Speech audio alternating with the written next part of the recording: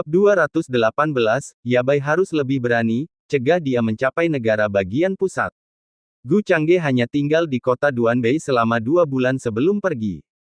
Tetapi bahkan setelah kepergiannya, aula besar itu tetap diperuntukkan baginya, karena tidak ada seorang tetua pun yang mengunjunginya. Dua tetua dari Sekte Pedang dan si tua buta tidak mempermasalahkan akomodasi, tempat manapun akan mencukupi.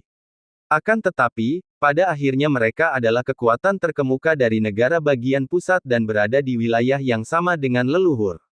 Kedua tetua saling bertukar pandang dan siap menyerahkan aula besar mereka. Di kota Duanbei, selain halaman, aula Gu hanya memiliki 3 aula besar. Aula Tuan Muda adalah miliknya sendiri, tidak akan pernah dilepaskan sampai kapanpun. Adapun 2 lainnya, satu ditempati oleh Gu Kuang. Aula besar lainnya, yang ditempati kedua tetua, memiliki banyak ruangan kosong, sehingga tidak terpengaruh sama sekali. Sekarang setelah aula terakhir telah diserahkan, kedua tetua hanya dapat menemukan halaman kecil sebagai tempat tinggal sementara. Ini sama sekali tidak pantas, kata Sage Zhao, saat dia melihat 2 tetua keluarga Gu meninggalkan aula besar mereka dan memberi isyarat untuk menolak. Apa yang tidak pantas? Bukankah kedua senior itu seharusnya bertanggung jawab atas keselamatan Tuan Muda? Aula besar ini lebih dekat, jika terjadi kecelakaan, para senior akan dapat segera menanggapinya, bukan? Namun tetua keluarga Gu bersikeras membiarkan mereka tinggal, bersikeras bahwa semuanya demi Tuan Muda. Melihat hal ini, Jian Chen dan 2 orang lainnya berhenti menyuarakan keberatan, mengungkapkan rasa terima kasih mereka, dan duduk di aula besar di sebelah Tuan Muda. Meskipun apa yang dikatakan kedua tetua keluarga Gu itu benar, mereka berada di atas tingkat ke-9 di alam Sage, dan indera ketuhanan mereka dapat dengan mudah menyelimuti seluruh kota Duanbei. Mereka dapat dengan cepat memastikan keselamatan Tuan Muda dimanapun mereka tinggal. Namun, tidak perlu menolak tawaran baik itu. Sementara itu, begitu mereka memasuki aula besar, Wang Yue segera mengaktifkan arai isolasi. Kemudian dia menoleh ke Yuan Yabai sambil menyipitkan mata dan menyarankan, "Bai kecil sepertinya agak mengantuk, ya. Kenapa tidak tidur siang saja?" "Aku rasa aku tidak lelah," Yuan Yabai menjulurkan lehernya dengan bingung.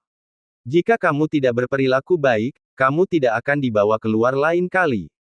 Wang Yue mengancam, berpura-pura serius saat melihat reaksinya. "Kalau begitu, kurasa aku akan lelah." Yuan Yabai menciutkan tengkuknya dan cemberut, ia pun mengurungkan niatnya untuk memasuki kamar tempat ia tinggal sebelumnya. Begitu masuk ruangan, dia tidak dapat menahan diri untuk tidak menempelkan telinganya ke pintu. Sambil bergumam pada dirinya sendiri, dia menggerutu, "Aku bukan anak kecil, jelas saja karena suster putri ingin bermain sendiri dengan Tuan Jun dan tidak ingin mengajakku." Dengan kemajuan wilayahnya dan pertumbuhan pemahaman tulang akarnya, kecerdasan rohnya sudah jauh melampaui anak-anak saat dia pertama kali bertemu Tuan Jun. Jika dia memperhitungkan, ketajaman mentalnya setidaknya setara dengan gadis berusia 17 atau 18 tahun dari klan manusia. Hanya saja dia belum terpapar pada banyak hal. Namun dari interaksi sehari-hari, dia telah menyatukan semuanya. Setelah Yuan Yabai kembali ke kamarnya, Wang Yue segera mengulurkan cakar iblisnya ke arah Tuan Jun. Tuan Jun tidak mengingkari janjinya, dan dia bermaksud melayani Tuan Jun dengan baik. Kali ini, dia akan mengerahkan segenap kemampuannya. Gu Changge tersenyum tipis, lalu segera memeluk pinggangnya dan membawanya masuk ke dalam ruangan, mengaktifkan isolation array. Begitu mereka berdua berada di dalam kamar, telinga Yuan Yabai berkedut. Tetapi dia tidak mendengar suara sedikit pun. Tak berdaya, ia berbaring di tempat tidur, berguling-guling dan berputar-putar. "Aku juga ingin bermain sendiri dengan Tuan Jun." Wah! Hanya dengan mencium aroma Lord Jun, Yuan Yabai menemukan kenyamanan. Tinggal serumah dengan Tuan Jun, seperti Suster Saintes dan Suster Princess, pastilah luar biasa. Memikirkannya saja membuat telinganya memerah karena malu. "Tidak, Yuan Yabai, kamu harus lebih berani. Jika Suster Saintes dan Suster Princess bisa, kamu juga bisa. Ya, kamu pasti bisa." Yuan Yabai menyemangati dirinya sendiri dengan beberapa gerakan kepalan tangan yang kecil dan kuat. Rencana mulai terbentuk di benaknya saat dia bersumpah untuk tidak ketinggalan. Dia juga ingin bermain sendiri dengan Lord Jun. Negara bagian tengah Sekte Kenaikan Abadi. Di puncak Putra Suci ke-9, pewaris suci Wu Jiang menatap token geokomunikasi di tangannya dan berpikir keras. Keluarga Wang dari domain utara. Mereka ingin menyerang Tuan Muda Gu. Tapi aku juga, saat ini, merasa tak berdaya meski aku ingin. Pewaris suci Wu Jiang menghela nafas berat. Ia bahkan dapat meramalkan, begitu anak muda itu tiba di Central State, hari yang tak terelakkan di mana ia akan membalas dendam atas masa lalu. Namun yang menjengkelkan, tidak ada yang dapat ia lakukan sekarang. Dia baru saja kehilangan minat dalam mengelola apapun yang menyangkut naga sejati. Jika dia membiarkannya datang ke Central State dan tumbuh kuat, akhir hidupnya sendiri niscaya akan menyedihkan. Meskipun keluarga Wang di domain utara berselisih dengan keluarga Gu, mencari bantuan melawan bocah Gu adalah satu hal, tapi apa yang bisa dilakukan Wu Jiang? Sekarang keluarga Wu tidak mampu membantunya lebih jauh, paling banter mereka hanya bisa menyediakan tetua kelas 9, namun pelindung alam Sage tetap menjaga bocah Gu itu. Seorang penatua kelas 9 tidak memadai, kemungkinan besar akan ditekan bahkan sebelum bisa mendekat. Saat ia tengah gelisah, sebuah sosok tiba-tiba muncul di puncak suci miliknya. Aku ingin tahu apa yang membawa tetua Li ke sini. Melihat tamunya, pewaris suci Wu Jiang menyimpan token geokomunikasi, kembali ke sikap tenang seperti biasanya, dan bertanya. Tetua Li ini, sosok kesayangan pewaris suci kelima dari Sekte Kenaikan Abadi, telah mencapai kesempurnaan alam bijak, kekuatannya sungguh hebat. Dibandingkan dengan itu, fondasi puncak Putra Suci ke-9 miliknya terlalu lemah. Lagi pula, karena puncak Putra Suci ke-9 selalu menghadapi risiko untuk ditantang dan kehilangan posisi, sebagian besar tetua Tanah Suci ragu untuk berkomitmen pada puncak ini. Siapakah yang akan memilih mengikuti seorang Putra Suci dengan risiko digantikan setiap saat jika mereka dapat memilih Putra Suci yang tingkatannya lebih tinggi? Silakan, pewaris suci Wu Jiang, kunjungi puncak kelima untuk berbicara. Apakah Anda sedang senggang saat ini? Sage Li tersenyum ramah sambil membungkuk, berbicara dengan santai. Dia tidak menjelaskan tujuannya. Namun, setelah mendengar kata-kata ini, mata Sein Wu Jiang berbinar. Bukankah ini pelarian yang dicarinya? Kakak senior Jiang memanggilku, tentu saja aku punya waktu. Orang suci Wu Jiang membungkuk sebagai jawaban. Melihat hal itu, Sage Li tak lagi berkata banyak dan langsung menunggangi bangau abadi di depan, sambil memerintahkan Sein Wu Jiang untuk mengikuti di belakang. Dalam waktu singkat, mereka telah tiba di puncak Putra Suci kelima dari Sekte Kenaikan Abadi. Begitu melangkah ke dalam jangkauan puncak Putra Suci kelima, Santo Wu Jiang tak dapat menahan diri untuk mendesah dalam hati, energi spiritual di sini setidaknya 2 kali lebih padat dibandingkan di puncak Putra Suci ke-9-nya. Tanah suci menempati banyak vena roh, dan seiring dengan peringkat puncak suci, kepadatan energi spiritual pun bervariasi. Untuk memiliki lingkungan kultivasi yang lebih baik, seseorang membutuhkan kekuatan dan harga diri yang cukup. Di tanah suci, ukuran kepalan tangan seseoranglah yang masuk akal. Sekarang, Santo Jiangli dari puncak kelima ini telah mencapai kesempurnaan alam gerbang surgawi tingkat 8. Ketika dia akhirnya mencapai puncak gunung, energi spiritualnya bahkan lebih padat, membuat Santo Wu Jiang sangat merindukannya. Jika dia memiliki tanah terberkati seperti itu, mungkin dia sudah berhasil menembus alam gerbang surgawi tingkat 8. Mengapa dia harus bersusah payah mencari bola naga untuk membantu kultivasinya dalam upayanya menembus alam gerbang surgawi tingkat 8? Kakak senior Jiang, saat mencapai puncak, dia juga melihat Santo Jiangli dari puncak kelima. Duduk bersila di dalam arai pengumpulan roh, mengenakan jubah tau biru, dikelilingi oleh irama tau biru samar yang beriak seperti air, memancarkan aura kesempurnaan alam gerbang surgawi tingkat 8. Setelah menunggu cukup lama, dia tidak melihat ada keinginan dari yang lain untuk berbicara. Wu Jiang tidak berani berkata lebih banyak dan hanya bisa berdiri diam dan menunggu. Dengan kekuatan dan status yang lebih rendah, bahkan jika dia merasa pihak lain melakukannya dengan sengaja, dia harus bertahan dan tidak dapat menunjukkan sedikit pun ketidaksenangan. Tidak sampai setengah 2 jam berlalu, Santo Jiangli akhirnya perlahan membuka matanya, menarik kembali ritme taonya. Adik Wu pasti sudah menunggu lama. Santo Jiangli tersenyum tipis dan berbicara lembut. Tidak lama lagi, yang terpenting adalah kultivasi kakak senior Jiang. Aku tidak berani mengganggunya. Saya melihat kakak senior Jiang tampaknya berada di ambang terobosan. Mungkin dalam 1 atau 2 tahun, jika tidak 3 atau 5 tahun, alam seperti itu benar-benar memalukan bagi junior ini. Wu Jiang buru-buru membungkuk sambil tersenyum, seraya memanfaatkan kesempatan itu untuk menyanjung. Hanya butuh beberapa tahun lagi untuk berkultivasi daripada dirimu, adik muda. Mengenai kejadian baru-baru ini, aku juga mendengar, sepertinya saudara muda Wu sedang dalam kesulitan. Sein Jiangli melambaikan tangannya, berpikir Wu Jiang tidak tahu apa-apa. Dia sendiri akan menerobos ke alam pemurnian Void tingkat 9 dalam waktu paling lama 1 tahun. 3 hingga 5 tahun. Tidak perlu. Akan tetapi, dia tidak mau diganggu dengan hal-hal remeh ini dan langsung ke pokok permasalahan. Tidak menyembunyikan apapun dari kakak senior Jiang. Akhir-akhir ini memang sangat tidak nyaman, bahkan kultivasinya pun terasa terganggu. Aduh takdir, siapa yang bisa mengharapkan putra kebanggaan surgawi seperti itu dari domain utara yang terpencil. Sekarang kita sudah menjadi musuh, aku khawatir semuanya tidak akan berakhir baik di masa depan. Wu Jiang tidak dapat menahannya lagi, dia tersenyum pahit dan memperlihatkan ekspresi kesakitan. Akan tetapi, ketika menyebut putra kebanggaan surgawi, dia melihat sedikit kedutan di wajah Jiang Li. Seperti yang diharapkan, kakak senior Jiang ini punya rencana. Dia juga salah satu pengejar pedang kecil abadi Dongfang dan dikenal sebagai orang yang antusias. Dia telah menantangnya beberapa kali di masa lalu. Tanpa menekan wilayah kekuasaannya, tentu saja dia bisa menang setiap saat. Tetapi Dongfang Mingyue tidak mengakui hal ini, dan dengan Jiang Li menekan wilayah kekuasaannya ke tingkat yang sama dengan wilayah kekuasaannya, hasilnya condong 70-30. Sekalipun dia menang, pedang kecil abadi tetap menganggapnya tidak memenuhi syarat.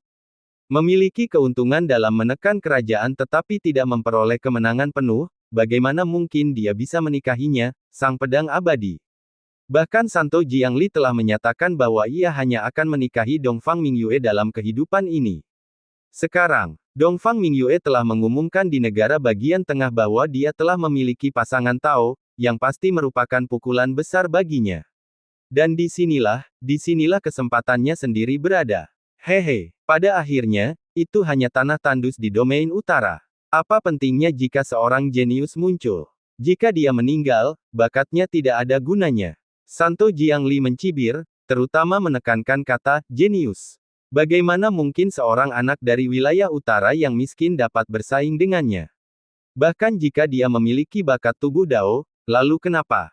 Dia masih seorang kultivator tingkat 5 atau 6. Sekarang dia berada di alam gerbang surgawi tingkat 8, siap menyerang alam pemusnahan tingkat 9. Hanya orang kuat seperti dirinya yang pantas mendapatkan Nona Mingyue. Tak seorang pun yang dapat menyentuhnya. Awalnya, atas pengumuman Dongfang Mingyue, dia memang sangat kesal. Namun Dongfang Mingyue juga mengatakan dia menyambut semua talenta muda untuk menantang suaminya ketika dia tiba di negara bagian tengah. Jiang Li hanya bisa menahan kekesalan di hatinya dan bersiap untuk menunjukkan padanya siapa orang kuat yang sebenarnya begitu dia tiba di negara bagian tengah. Saat itu, dia mungkin sudah berada di alam pemurnian kekosongan tingkat 9. Meski berusia sekitar 40 tahun, dia masih muda di antara para kultivator dan tidak jauh lebih tua dari Dongfang Mingyue. Tetapi, sekarang tuan muda Gu dari keluarga Gu menjadi semakin luar biasa. Bakat tubuh Dao, orang suci sekte pedang. Hal ini membuat Jiang Li merasakan krisis. Jika dia tidak bisa melenyapkannya terlebih dahulu, apakah dia benar-benar punya kesempatan begitu dia tiba di Central State? Sulit untuk mengatakannya. Apa maksud kakak senior Jiang? Mata Wu Jiang berbinar saat mendengar itu. Memang, kakak senior Jiang punya rencana. Selama dia tidak sampai ke negara bagian tengah, bukankah itu akan menyelesaikan masalahmu, saudara muda? Jiang Li meliriknya dan berkata, tapi sekarang anak itu dijaga oleh seorang tetua alam bijak dari sekte pedang. Mencoba mengambil tindakan, sama sulitnya dengan mencapai surga. Lagi pula, kakak senior Jiang pasti tahu situasiku. Di puncak putra suci ke-9, tidak ada tetua alam sage yang bersedia mengikutiku. Yang paling bisa kulakukan adalah memobilisasi 3 penghormat alam pemusnahan kelas 9. Keluarga Wuku mungkin memiliki seorang sage di jajaran tetua, tapi Sekarang yang paling bisa dilakukan keluarga adalah membantuku dengan alam pemusnahan tingkat 9 lainnya. Saat terakhir kali aku pergi ke wilayah utara, seorang tetua sudah kehilangan lengannya, dan leluhur keluarga telah memutuskan untuk tidak ikut campur lagi. Sejujurnya, usulan kakak senior Jiang sangat menggodaku, tapi aku benar-benar tidak berdaya. Wajah Wu Jiang menampakkan kepahitan saat dia berbicara dengan sangat tidak berdaya. Sederhana saja, untuk alam sage, aku sendiri yang akan mengurusnya. Tetapi, saudara muda, saya khawatir Anda harus melakukan perjalanan itu sendiri. Identitas anak muda itu saat ini cukup istimewa, dia disebut pewaris suci, tetapi bagaimanapun juga, dia belum diinisiasi ke gerbang gunung, tetapi dia telah dijanjikan posisi pewaris suci. Jika orang lain membunuhnya, Sekte Pedang mungkin akan marah dan meminta pertanggungjawaban mereka. Jika kamu, sebagai sesama pewaris suci, melawan dan membunuhnya, bahkan Sekte Pedang pun tidak akan bisa menemukan kesalahan dalam hal itu. Lagi pula, Sekte akan melindungimu, dan aku juga akan berbicara mewakili dirimu. Santo Jiangli menenangkan dirinya lalu tersenyum tipis saat berbicara. Mendengar ini, Wu Jiang tertegun. Astaga, pantas saja dia dipanggil hari ini malah memintanya mempertaruhkan nyawanya. Sebagai seorang Santo puncak ke-9, jika dia membunuh seorang pewaris Santo berbakat dengan tubuh Dao ekstrim dari Sekte Pedang, orang dapat membayangkan kemarahan yang akan dihadapinya dari Sekte Pedang. Bahkan jika kekuatan besar Sekte Pedang tidak dapat menangkapnya karena aturan, mereka pasti akan meminta para pewaris suci untuk menantangnya. Bagaimana dengan Sekte yang melindunginya? Kalau ini masa lalu, dia mungkin akan percaya itu. Tapi sekarang, terakhir kali, untuk merayu anak muda itu, Sekte bersedia menggunakannya sebagai alat tawar-menawar yang akan diberikan secara cuma-cuma. Bagaimana dia bisa percaya bahwa Sekte akan melindunginya? Adikku, pikirkan baik-baik. Jika kamu tidak bisa melenyapkannya, tahukah kamu apa yang akan terjadi di masa depanmu? Sudah kuperiksa, kamu dan dia punya dendam yang lebih dari sekadar sepele, ini benar-benar dendam hidup dan mati. Orang tuanya, mereka mati di tanganmu, bukan? Begitu dia tiba di negara bagian tengah, bagaimana mungkin ada alasan baginya untuk tidak mengambil nyawamu? Melihatnya terdiam, Santo Jiangli melanjutkan dengan senyum ringan. Kakak senior telah melakukan penelitian yang cukup menyeluruh.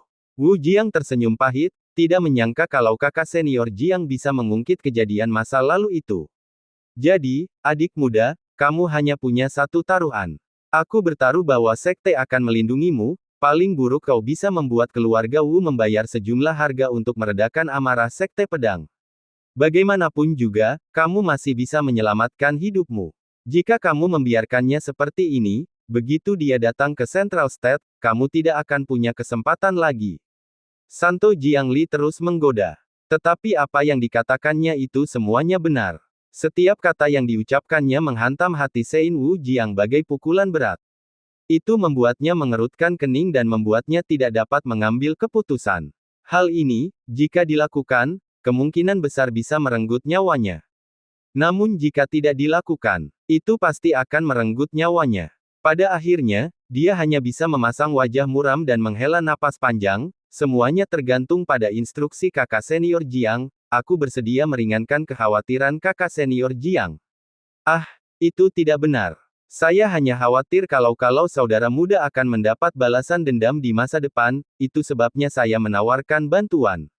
Bagaimana ini membantu saya mengatasi kekhawatiran saya? Melihatnya setuju, Santo Jiangli tersenyum puas, tetapi dia melambaikan tangannya, menolak untuk menanggung beban itu. Ya, terima kasih, kakak senior Jiang, karena telah bersedia menyelamatkanku dari kematian.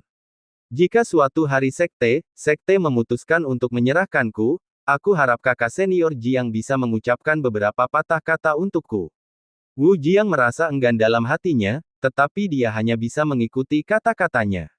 Tentu saja, adik laki-laki, persiapkan dirimu untuk beberapa hari ke depan.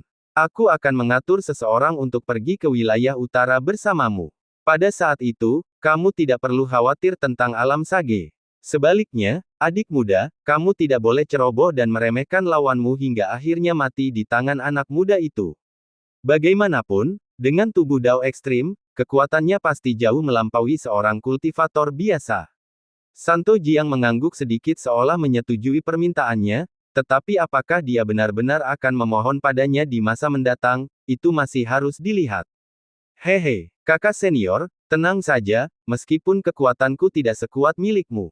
Tapi anak muda itu, paling banter, hanya berada di alam pemurnian Void tingkat 6. Apa tubuh Dao ekstrim itu, apakah benar-benar bisa bertahan melawan kesempurnaan alam tak terbatas? Wu Jiang agak percaya diri dengan kekuatannya sendiri. Tak peduli apapun, dia tetaplah seorang pewaris suci, bahkan di puncak ke-9, dia tetaplah seorang pewaris suci. Dia adalah salah satu jenius yang benar-benar luar biasa di antara puluhan juta orang di Central State. Adik laki-laki masih belum begitu mengerti apa maksudku. Tidak bisakah keluarga Wu membantumu dengan karakter lain di alam pemusnahan kelas 9? Dengan kelas 9 di belakangmu, bukankah akan lebih aman?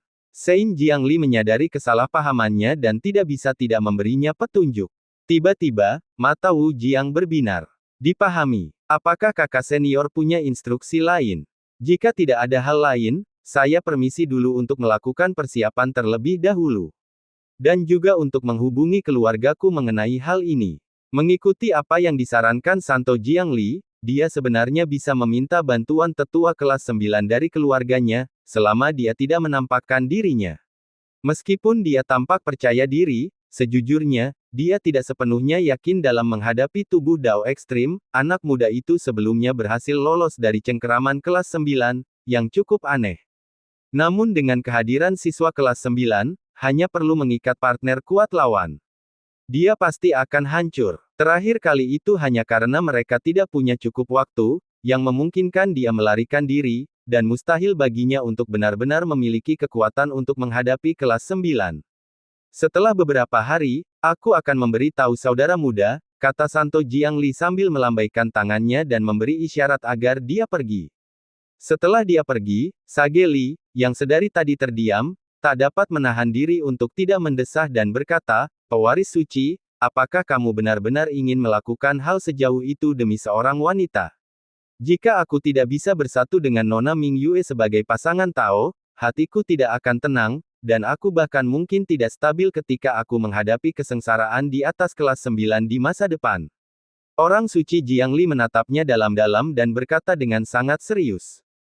Mendengar itu, sang tetua hanya bisa menghela napas dalam-dalam dan tidak berkata apa-apa lagi.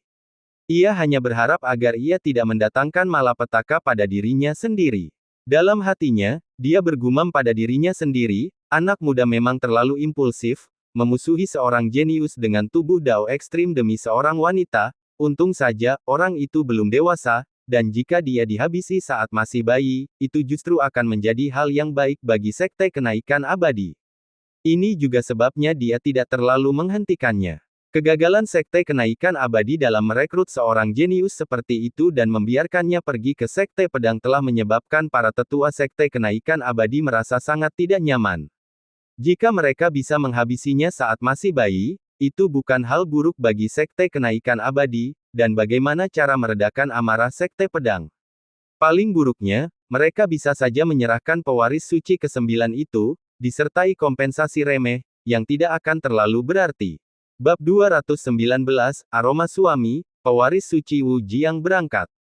Pagi selanjutnya, Gu Kuang baru saja kembali ke tempat tinggalnya ketika dia mendengar bahwa cucu telah tiba. Dia langsung pergi ke aula besar tanpa repot-repot mengunci dua binatang iblis yang dibawanya kembali. Cucu kita, sekitar waktu ini, dia mungkin masih berkultivasi. Saat dia dengan gembira mendekati aula utama, Gu Kuang tiba-tiba berhenti, memperhatikan area isolasi yang aktif. Dia tidak ingin mengganggu istirahat atau kultivasi sang cucu. Tepat saat dia hendak kembali ke aulanya untuk menunggu. Sebuah suara terdengar, rekan Daois Gu Kuang, apa kabar akhir-akhir ini? Rekan Taois buta juga ada di sini. Mendengar suara itu, mata Gu Kuang berbinar, dan dia segera berbalik untuk melihat. Di pintu masuk aula besar lainnya berdiri si tua buta, bersandar pada tongkat hitamnya dan tersenyum padanya. Akan tetapi, mendengar namanya sendiri, mulut si tua buta berkedut. Dia tidak repot-repot memperbaikinya. Lagi pula, sebagai kakek kandung sang cucu, dia bebas memanggilnya dengan sebutan apapun yang dia mau. Tuan muda kelelahan karena berlarian kemarin, dia mungkin masih tidur. Mengapa rekan Daois Gu tidak datang untuk minum teh dulu? Sebelum si tua buta selesai bicara, Gu Kuang sudah menekan dua binatang buas, yang satu dari alam kekosongan pemurnian tingkat ke-6 dan yang satu lagi dari alam tak terbatas tingkat ke-7, dengan energi spiritualnya sehingga mereka tak dapat bergerak, lalu berjalan lurus ke depan. Dia menyela, minum teh. Kita orang tua seharusnya minum minuman keras. Rekan Taois buta, kau datang tepat waktu untuk menemaniku minum, hahaha.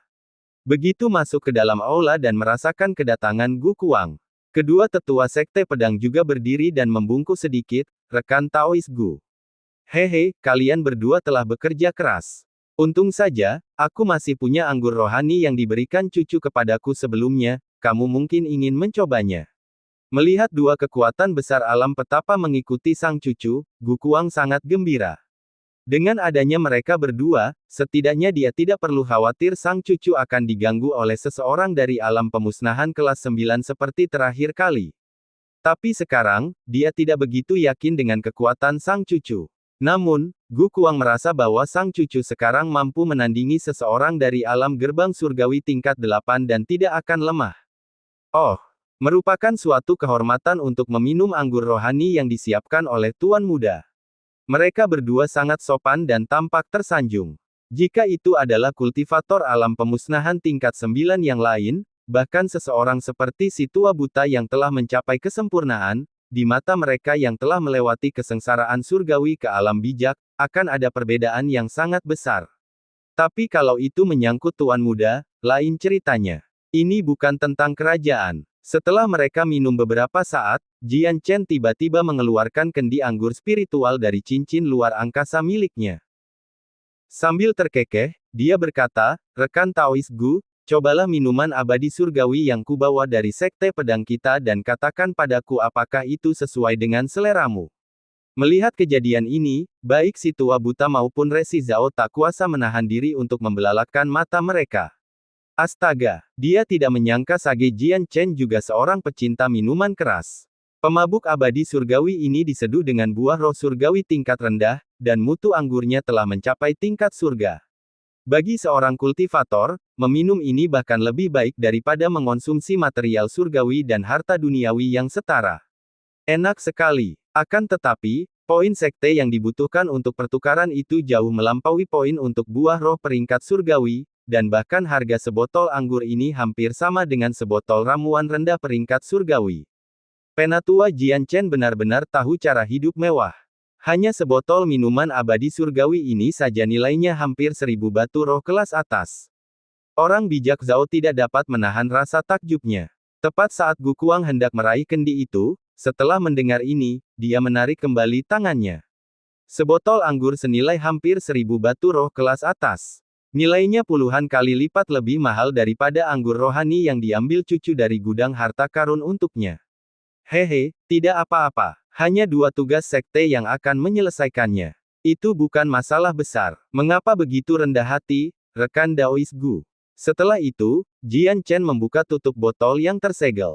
Aroma anggur dan buah roh langsung menyebar ke seluruh aula. Menyebabkan Gu Kuang, seorang pecinta minuman keras, menutup matanya, mengambil napas dalam-dalam dan langsung merasa segar. Setelah segel dibuka, tidak dapat disimpan lagi. Rekan Taois Gu, tolong jangan menolak lagi. Jian Chen merasa kalah bersinar dari tetua Zhao dan melihat ini sebagai kesempatan untuk memberi kesan. Pembicaraannya sudah sampai pada titik ini, menolak lebih jauh akan menjadi tidak sopan. Bersulang, Gu Kuang tidak ragu lagi, menyeringai, dan mengangkat mangkuk anggurnya. Hari ini, berkat rekan Daois Gu, kita beruntung. Pada hari-hari biasa, Zhao benar-benar tidak sanggup menukarkan spirit brew yang mahal itu. Cek, cek, orang bijak Zhao berbicara terus terang. Si tua buta mengangguk berulang kali, sambil tahu bahwa jika bukan karena kehadiran rekan Tao Gu, dia pasti tidak akan bisa meminumnya. Bahkan di antara para tetua, selain mereka yang menyukai anggur, sangat sedikit yang mau menukarkan poin untuk Heavenly Immortal Drang, meskipun itu bermanfaat untuk kultivasi. Dengan poin tersebut, menukarkan dengan ramuan akan lebih baik untuk kultivasi. Dia sendiri sebelumnya hanyalah seorang tributor kelas kuning kecil dan menukarkan sebotol Heavenly Immortal Drang mungkin berarti menyelesaikan hampir 10 tugas sekte, bukan yang sangat sederhana, tetapi yang memiliki tingkat kesulitan sedang.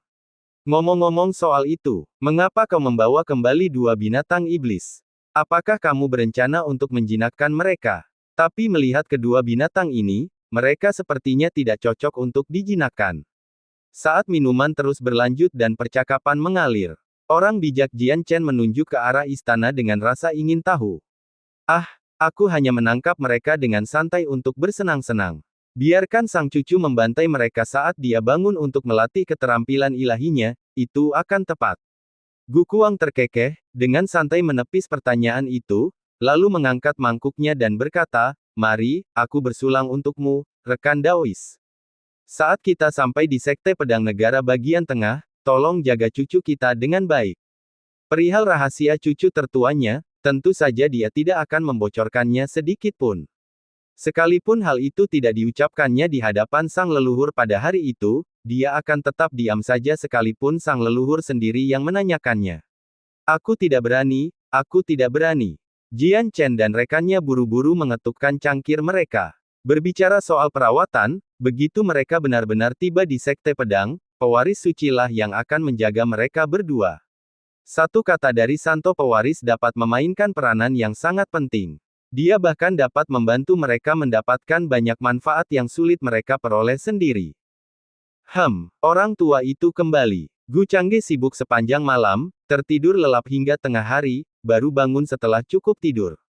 Penyelidikan dari indera keilahiannya segera mendeteksi kehadiran sang leluhur di aula besar di dekatnya dan juga memperhatikan dua binatang iblis, yang jelas baru saja dibawa kembali oleh sang leluhur untuk ditangkapnya. Dengan senang hati, dia meninggalkan tempat tidur dan bermaksud memberi penghormatan kepada sang leluhur, sambil mengambil kesempatan untuk secara pribadi menghabisi kedua binatang iblis itu. Lagi pula, dia tidak memiliki banyak poin atribut saat ini dan perlu mengisinya kembali. Gerakannya juga membangunkan Wang Yue, yang secara naluriah berpikir untuk bangun untuk membantu suaminya berpakaian. "Istriku, tidurlah lebih lama lagi." Akan tetapi, Gu Changge menyadari kelelahannya, karena dia telah kehabisan rencana pada malam sebelumnya. Dia langsung mengambil pakaian dari rak kayu, dan dengan lambaian tangannya, pakaian itu dengan mulus meluncur ke tubuhnya di bawah kendali energi spiritual. Saat dia mendekati pintu dan merentangkan tangannya, jubah hitam pun turut dikenakan. Rangkaian gerakan itu mengalir seperti awan dan air, bahkan lebih cepat daripada jika istrinya membantunya berpakaian. "Mau kemana, Tuan Suami?" Wang Yue bertanya dengan rasa ingin tahu. "Aku akan mengunjungi orang tua itu. Tepat pada waktunya, saat aku kembali, aku akan menukar beberapa eliksir untuk istri sehingga kamu juga bisa memanfaatkan waktu ini untuk berkembang." Sambil berkata demikian, dia mendorong pintu hingga terbuka. Dia bahkan dengan penuh pertimbangan menggunakan energi spiritual untuk menutup pintu ruangan. Melihat ini, Wang Yue pun memutuskan untuk berbaring dan tidur lebih lama. Memang, dia merasa agak lelah sehari sebelumnya. Ini jauh lebih melelahkan daripada kultivasi. Terutama saat alam suaminya semakin tinggi dan tinggi, kecakapan bertarungnya sungguh menakjubkan. Tapi saat dia meringkuk dan mengencangkan selimut di sekelilingnya, menikmati kehangatan suaminya yang masih ada dan bersiap untuk tidur. Pintu ruangan didorong terbuka lagi. "Apakah Tuan Suami lupa sesuatu?" Wang Yue secara naluriah berbicara, hanya untuk melihat bukan suaminya, tetapi Yuan Yabai yang menjulurkan kepala kecilnya, matanya menatapnya dengan sungguh-sungguh. "Kakak putri, bisakah Yabai tinggal bersamamu?" Suara Yuan Yabai terdengar malu-malu. Mendengar ini, Wang Yue tertegun sejenak. Dia tidak dapat menahan diri untuk berspekulasi, mungkinkah Yabai kecil merindukan ibunya. Dia segera mengulurkan lengannya yang halus dan lembut untuk mengangkat selimut, sambil tersenyum dan memberi isyarat kepadanya, tentu saja bisa. Mendengar ini, wajah Yuan Yabai berseri-seri karena kegembiraan, tanpa ragu-ragu, dia langsung menerkam ke tempat tidur. Kepalanya segera terbenam ke dalam selimut, bergerak-gerak ke sana kemari sebelum menjulurkan kepalanya di tempat Gu Changge baru saja berada. Hidung kecilnya mengendus pelan, aroma menyenangkan sang suami adalah yang paling kuat yang pernah ia cium. Bahkan sekadar mengendus saja membuatnya merasa pusing, pipinya memerah. Sungguh memabukkan. Pantas saja Suster Saintes dan Suster Princess suka sekali tidur dengan suami. Jadi tidur sama suami wanginya enak banget.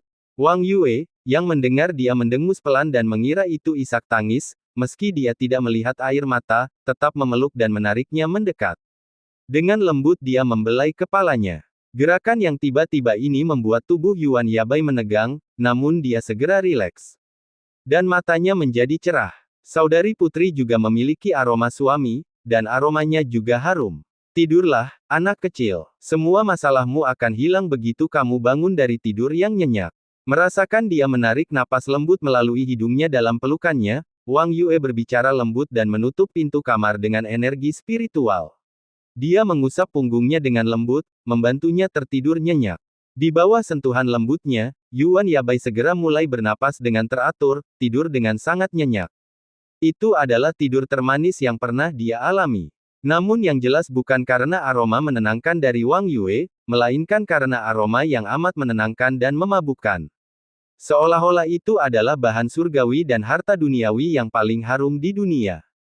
Gu Changge melewati dua binatang iblis, satu di alam kekosongan pemurnian tingkat ke-6, yang lainnya di alam tak terbatas tingkat ke-7. Secara keseluruhan, itu setara dengan 110.000 poin atribut. Namun dia tidak terburu-buru menghadapinya. Sekarang mereka berada di kota Duanbei, bagaimana mungkin dia kekurangan poin atribut? Begitu dia memasuki hutan binatang iblis sendiri, dia tidak akan pergi sampai dia mendapatkan jutaan poin atribut. Ia bertekad memperoleh keuntungan besar. Dia tidak repot-repot menyapa siapapun di luar, langsung memasuki aula besar tempat leluhur tinggal. Mereka yang hadir juga memiliki alam yang signifikan dan telah merasakan kedatangannya. Sebelum dia bisa berbicara, Jian Chen dan yang lainnya segera berdiri dan membungkuk, "Tuan muda." Gu Kuang menatap cucunya dari atas ke bawah, matanya dipenuhi rasa puas dan bangga dari dalam. Sangat cepat, telah mencapai kesempurnaan di alam kekosongan pemurnian kelas 6. Aku rasa tidak akan lama lagi sebelum kau berhasil menembus alam tak terbatas tingkat ke-7. Kalau begitu, kau seharusnya menuju ke Sekte Pedang Negara bagian tengah, kan? Gu Kuang berkata dengan agak emosional. Setelah cucunya pergi ke Sekte Pedang, tidak ada cara baginya untuk menjaganya lagi. Meskipun, kekuatan cucunya mungkin tidak jauh lebih lemah darinya sekarang, Gu Kuang tetap ingin melakukan apapun yang bisa ia lakukan demi cucunya. Ini seharusnya hanya berlangsung dalam waktu 1 atau 2 bulan. Gu Changge membungkuk dan duduk di sebelah leluhur. Baru setelah dia duduk, yang lain pun duduk. Ngomong-ngomong soal itu, apakah kamu punya rencana untuk pergi ke negara bagian tengah, rekan Daois Gu? Saya melihat bahwa bakat Daois Fellow pasti cukup bagus, dan sekarang Anda telah mencapai kesempurnaan tingkat 9. Pergi ke negara bagian tengah, dengan koneksi sebagai pewaris suci, aku yakin menerobos ke alam Sage dalam 100 tahun tidak akan menjadi masalah. Pada saat itu, hanya dengan sepatah kata dari pewaris suci, rekan Taois, kamu bisa memegang posisi sebagai tetua di Sekte Pedang. Tatapan mata Sage Zhao tiba-tiba berubah saat dia membuka mulut untuk mengajukan usul. Batuk. Kita tunggu sedikit lebih lama. Tidak terburu-buru, tidak terburu-buru. Meskipun Gu Kuang sangat tergoda dengan usulan ini, dia masih punya rencananya sendiri. Cucu tertuanya perlu membunuh binatang iblis untuk memperoleh kekuatan asal. Setelah cucu tertua pergi ke negara bagian tengah, dia juga bisa tinggal di kota Duanbei untuk mengumpulkan beberapa binatang iblis untuknya, sehingga cucu tertua bisa kembali kapan saja dia membutuhkan ramuan pengumpul asal.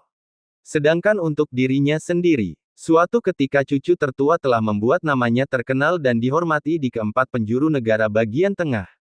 Bukankah sama saja jadinya kalau dia pergi saat itu? Bahkan mungkin saja pada saat itu, keluarga Gu akan mempertimbangkan untuk mengambil alih kendali negara bagian tengah.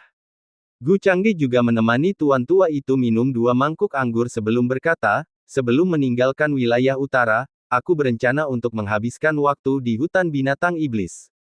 Ini adalah kesempatan bagus untuk berlatih dan mengenal kekuatan yang telah saya kuasai. Lagi pula, aku hampir tidak pernah mengambil tindakan sejak aku mulai berkultivasi. Aku tidak ingin dianggap hanya berwajah cantik saat pergi ke tanah suci Sekte Pedang. Meskipun ia berbicara kepada guru tua itu, kata-katanya dimaksudkan untuk didengar orang lain. Belum lagi fondasinya yang luar biasa kokoh, tingkat pemahamannya saat ini membuat latihan tempur sesungguhnya praktis tidak diperlukan baginya. Jika benar-benar harus bertarung, dia pasti tidak akan kalah. Tidak apa-apa, dengan dua orang Taois dari Sekte Pedang ini menemanimu, tidak akan ada bahaya, dan akan baik bagimu untuk memiliki pengalaman ini. Gu Kuang mengangguk sedikit, memahami alasan sebenarnya di balik keputusan cucunya. Tuan muda benar-benar berusaha keras untuk mencapai keunggulan. Saya mengaguminya. Mendengar perkataan itu, Sage Zhao segera menangkupkan tangannya sebagai tanda hormat. Melihat kekuatan yang telah ia tunjukkan, bukan hanya tak terkalahkan di wilayahnya sendiri, bahkan mengklaim tak terkalahkan lintas wilayah pun bukanlah hal yang berlebihan. Namun, ia masih merasa bahwa ia belum berbuat cukup dan butuh pengalaman. Pola pikir seperti itu memang langka. Dia mengakui dalam hati bahwa jika dia memiliki bakat dan kekuatan seperti itu, dia pasti sudah sangat sombong sekarang. Rekan Daois Jian Chen baru saja akan mengangkat tangannya untuk mengatakan sesuatu ketika Sage Zhao mendahuluinya. Dia hanya bisa berkomentar dalam hati betapa tetua Zhao memang lebih pandai menyanjung daripadanya, selalu selangkah lebih maju. Ngomong-ngomong, di mana Qian Jun? Dia biasanya mengikutimu. Gu Changge bertanya dengan santai. Dia bertarung dengan binatang iblis di luar kota setiap hari, mencari terobosan di antara hidup dan mati. Namun, hasilnya cukup terlihat, dia hampir berhasil menembus ke tahap tengah alam pemurnian kekosongan. Aku sudah memberinya tindakan penyelamatan nyawa, jadi dia tidak akan benar-benar mati karena binatang iblis. Gu Kuang terkekeh. Apakah Gu Qianjun adalah murid langsung yang disebutkan oleh tuan muda yang ingin dia berikan kepadaku? Mendengar nama ini, mata Sage Jian Chen berbinar saat dia berbicara. Dalam perjalanan ke kota Duanbei, dia sudah meminta beberapa informasi kepada tuan muda. Qian Jun berasal dari garis keturunan keluarga Gu, tetapi dia berbakat, telah berhasil menembus alam pemurnian Void di usianya yang baru 30 tahun. Bahkan di negara bagian tengah, bakatnya berada di antara tingkat menengah ke atas. Terlebih lagi, dia telah berkultivasi di wilayah utara yang tandus. Jika dia berada di negara bagian tengah, mungkin dia sudah mencapai tahap akhir atau bahkan kesempurnaan alam pemurnian Void. Memang, setelah periode ini, rekan Daois Jian Chen mungkin memiliki kesempatan untuk bertemu dengannya terlebih dahulu. Jika dia tidak cocok untukmu, tidak perlu memaksanya. Ucap Gu Changge sambil mengepal tangan memberi salam. Apa yang bisa dipaksakan dan tidak bisa dipaksakan. Meskipun aku belum pernah bertemu dengannya, hanya dengan mendengar apa yang dikatakan tuan muda, aku sudah cukup menyukai anak itu. Mencari terobosan di tengah hidup dan mati menunjukkan keberanian dan mentalitas, dan dia pasti akan mencapai kebesaran di masa depan. Jian Chen melambaikan tangannya berulang kali, tentu saja tidak ingin melewatkan kesempatan untuk melayani tuan muda. Bahkan Sage Zhao telah mengangkat seorang junior dari keluarga Gu sebagai murid langsung, jadi bagaimana mungkin dia bisa tertinggal dari yang lain. Rekan Daois Jian Chen bermaksud menerima Qian Jun sebagai murid langsung. Itu berarti anak itu juga akan bisa berkultivasi di tanah suci negara bagian tengah. Mendengar pembicaraan antara keduanya, Gu Kuang tiba-tiba bertanya dengan suara keras. Bukan hanya itu, sepupu Changming sekarang telah masuk di bawah bimbingan senior Zhao dan akan menjadi murid langsung sesepuh Sekte Pedang. Saat aku pergi ke Sekte Pedang, aku akan membawa keduanya. Memiliki lingkungan kultivasi yang lebih baik dapat membantu mereka berkembang lebih cepat dan lebih jauh. Keluarga Gu kita tidak bisa selalu tinggal di wilayah utara, kan? Untuk menguasai Central State, tidak realistis jika hanya mengandalkan diriku sendiri. Gu Changge berkata sambil tersenyum tipis, berbicara dengan santai. Bagus, bagus. Mendengar ini, Gu Kuang menepuk bahu cucunya. Cucunya tidak hanya berjanji pada dirinya sendiri. Tetapi dia juga tidak lupa membantu sepupunya Changming. Dan bagi Gu Qianjun, yang telah diasuhnya dan diharapkan suatu hari dapat membantu cucunya, kini sang cucu telah mengizinkannya bergabung dengan Sekte Pedang Negara bagian tengah. Ini menunjukkan kepercayaan pada kemampuannya memilih orang. Kapan kamu berencana meninggalkan kota ini? Gu Kuang penuh dengan emosi, dan meskipun Gu Changming adalah cucunya sendiri dan dia tentu saja senang karena Gu Changming masuk ke Sekte Pedang Negara bagian tengah, saat ini dia lebih mengkhawatirkan urusan cucu tertuanya. Besok, aku akan mempersiapkan sedikit dan berangkat. Ngomong-ngomong, dua binatang iblis di luar pintu itu, aku akan bawa mereka nanti. Gu Changge tidak berniat melanjutkan minum bersama keempat pria itu dan berdiri untuk pergi. Tentu saja, lakukan sesukamu dengan mereka. Selain itu, di samping cincin roh, ada beberapa binatang iblis alam pemurnian Void, jika kamu tertarik, kamu dapat membawanya untuk berlatih juga. Gu Kuang tertawa terbahak-bahak, pidatonya disusun dengan sangat cermat, mengisyaratkan bahwa sang cucu harus menggunakannya untuk melatih keterampilan ilahinya. Kalau begitu, saya permisi dulu. Gu Changge membungkuk sedikit dan pergi, sementara Gu Kuang menatapnya sambil tersenyum di matanya, sedangkan tiga orang lainnya juga membalas dengan membungkuk. Mereka bahkan sempat berpikir untuk bangun dan mengantar tuan muda itu pergi, tetapi karena kakek tuan muda sudah ada di sana, maka lebih baik mereka tetap bersama tuan tua itu. Sekte Kenaikan Abadi. Orang suci Wu Ji yang sedang memandang tetua Li yang lewat di depan puncak orang suci. Dia segera mengerti bahwa rencananya akan segera dimulai. Dia meninggalkan gerbang gunung Sekte Kenaikan Abadi, menunjukkan bahwa dia perlu kembali ke keluarga Wu.